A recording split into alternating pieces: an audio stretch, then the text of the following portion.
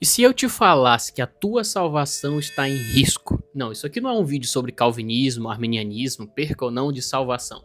Mas é sobre um assunto tão importante quanto, porque envolve a salvação diretamente. Eu estou falando de escatologia. Escatologia é um dos assuntos mais negligenciados da igreja. Nós quase nunca falamos, e quando vamos falar de escatologia, falamos de uma forma rasa, até mesmo genérica. Nós precisamos mudar isso urgentemente, porque isso tem a ver diretamente com a nossa salvação, com o fim dos tempos, com o retorno de Jesus e com a preparação da igreja para esse dia. Muitas vezes, quando nós vamos falar de escatologia, a gente fala muito sobre teorias da conspiração, momentos de terremotos e coisas que acontecem, sinais e tal. Isso, por incrível que pareça, não é o centro da escatologia. Existe algo mais importante, mais urgente e mais necessário para a gente saber sobre escatologia, que vai nos tornar pessoas participantes, ou seja, cristãos escatológicos, pessoas que vivem a escatologia no dia a dia e na prática. Sobre isso que eu quero falar com você no vídeo de hoje, então fica até o final. Tomar o cafezinho, porque sem o cafezinho a gente não funciona.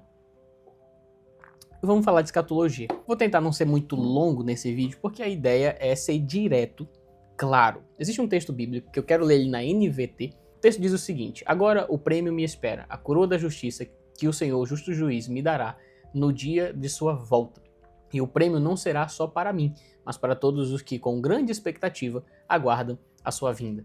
Essa tradução, ela traz um contexto muito interessante para esse texto, porque você vai encontrar aqui Paulo só falando, e agora está me reservada a coroa da justiça que o Senhor, justo juiz, me dará naquele dia, não somente a mim, mas a todos os que amam a sua vinda. Eu lembro que quando eu li esse texto, eu tive um impacto muito forte no meu coração. Por quê? Porque Paulo está falando uma coisa: existe uma coroa da justiça que será dada a um grupo de pessoas, somente um grupo de pessoas. Que grupo é esse? Os que amam a vinda do Senhor. Aí, diante disso, eu te faço uma pergunta. Meu amigo, como é que você ama uma coisa que você não sabe nada sobre isso? Como é que você ama uma coisa que você é raso nesse assunto? É impossível. É impossível você amar e se conectar profundamente com uma coisa que você não tem o mínimo conhecimento básico daquilo e não vive essa expectativa. Eu gosto da tradução da NVT porque ela diz assim, que a coroa da justiça está reservada para aqueles que com grande expectativa aguardam a vinda do Senhor. Ou seja, não é só aqueles que aguardam, é os que têm expectativa na vinda do Senhor. Isso torna as coisas muito sérias, porque... E aí entra o que eu falei no início do vídeo. Por que isso envolve a questão da salvação? Porque se eu não estou participando disso aqui, se não há essa expectativa no meu coração, baseada num entendimento, baseada num espírito maranata, né? Ora vem, Senhor Jesus. Se eu não sou esse tipo de gente, se eu não tenho essa expectativa, se a minha esperança em Cristo serve só para essa vida, como diz o próprio apóstolo Paulo em 1 Coríntios 15, nós seremos totalmente desconectos do retorno de Jesus, o que pode envolver diretamente a nossa participação ou não do reino de Cristo, a nossa salvação.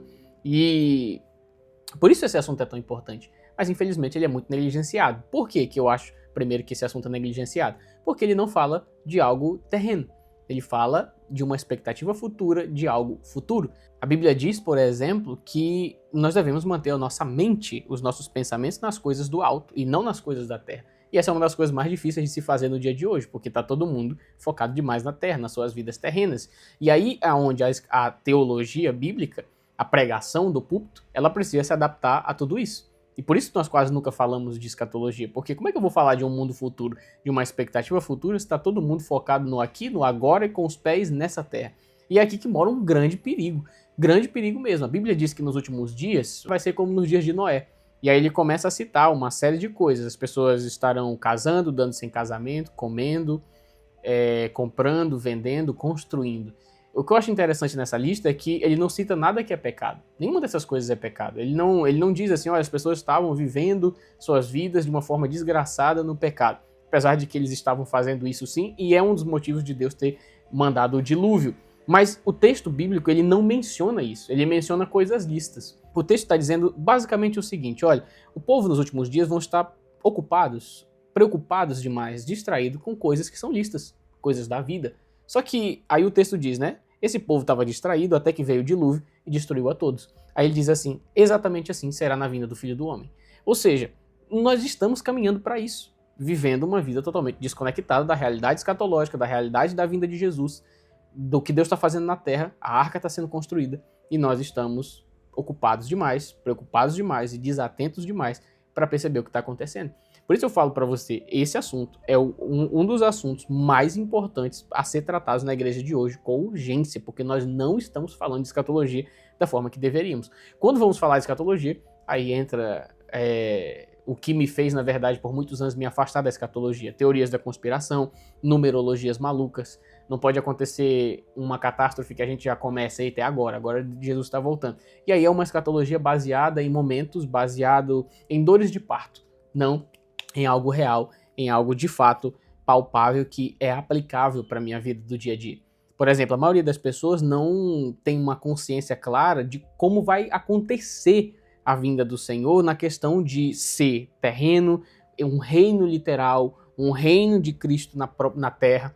Existem centenas de textos bíblicos mostrando um governo de Cristo que ele é terreno, apesar de que algumas teologias tentam minimizar isso ou invalidar isso. Inclusive, eu começo hoje aqui uma série de vídeos sobre escatologia onde eu vou abordar tudo isso e em algum momento eu vou acabar falando sobre teologias contrárias a essa ideia do reino literal milenar de Jesus. Mas Atos, por exemplo, quando Jesus está subindo no Monte das Oliveiras, aparece um anjo aos discípulos e ele diz assim, olha, esse Jesus que vocês viram subir, da mesma forma que vocês viram subir, vocês vão ver ele descer. E é interessante que o texto menciona assim que eles, mais à frente, que eles estavam voltando do monte chamado das Oliveiras. O que isso tem a ver? Tem a ver porque casa com a profecia de Zacarias, onde ele diz que o Senhor, naquele dia os seus pés estarão sobre o Monte das Oliveiras. Então até isso os anjos conectaram, dizendo, da mesma forma que vocês viram Jesus subindo do Monte das Oliveiras, vocês vão ver ele descendo no Monte das Oliveiras. A Bíblia diz que naquele dia seus pés estarão sobre o Monte das Oliveiras e o monte se partirá no meio.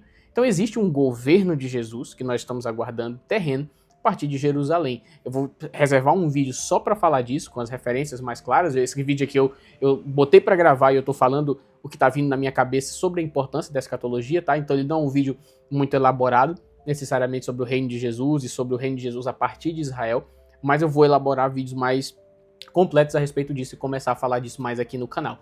Mas esse vídeo aqui ele tem um propósito, tentar despertar no teu coração a necessidade de estudar a escatologia. Nós precisamos conhecer as nuances do reino de Jesus que virá, para que a gente viva o presente com essa expectativa que Paulo está falando. A expectativa que vai garantir a coroa da justiça a todos aqueles que amam a vinda do Senhor. Então nós precisamos ter isso no nosso coração. A escatologia não é um assunto para ser estudado apenas, é um assunto para ser vivido.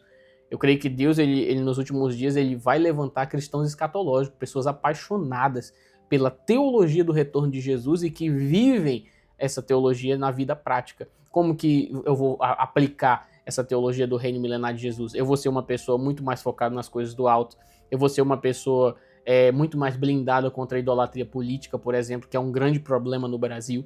Por que eu vou ser blindado contra a idolatria política? Porque eu estou aguardando um rei, estou aguardando um reino.